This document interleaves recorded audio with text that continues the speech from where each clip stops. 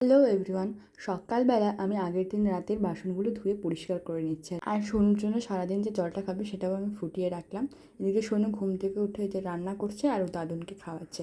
আজকে আমাদের ব্রেকফাস্ট দোকান থেকে আনা পেটাই পরোটা আর ঘুগনি আর আলুর তরকারি। আর সোনু এখানে ঘরে বানানো আলুর তরকারি দিয়ে রুটি খাচ্ছে।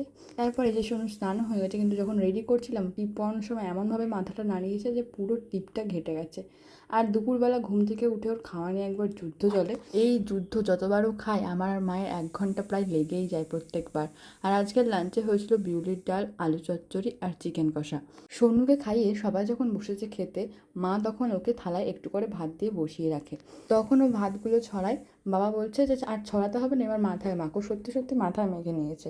আর এই যে কাল আমি আইসক্রিম জমাতে দিয়েছিলাম। বাড়িতে অনেক দিন ধরে একটা তরমুজ ছিল, সেটাই অর্ধেকটা কেটে 8টা মতো আইসক্রিম হয়েছিল। কালকে রাত্রের মধ্যে দুটো মায়ের আর দিদার টেস্ট করা হয়ে গেছে। আর এটাকে দেখো, পুরো মনে হচ্ছে যেন গোলা। খেতে বেশ ভালোই হয়েছিল আইসক্রিমটা। সবাই মিলে দুপুরবেলা ভাত খাওয়ার পরে আইসক্রিমটা খেলাম। এই দেখো, সোনু আইসক্রিমটা খেতে চাইছে কিন্তু ধরতেও পারছে না, খেতেও পারছে না বেচারা। তারপর বিকেলে মা আর বাবার জন্য করলাম চা, বাবার জন্য করলাম ব্ল্যাক কফি। আজকের মতো টাটা, বাই। দেখা হচ্ছে নেক্সট ব্লগে। টাটা।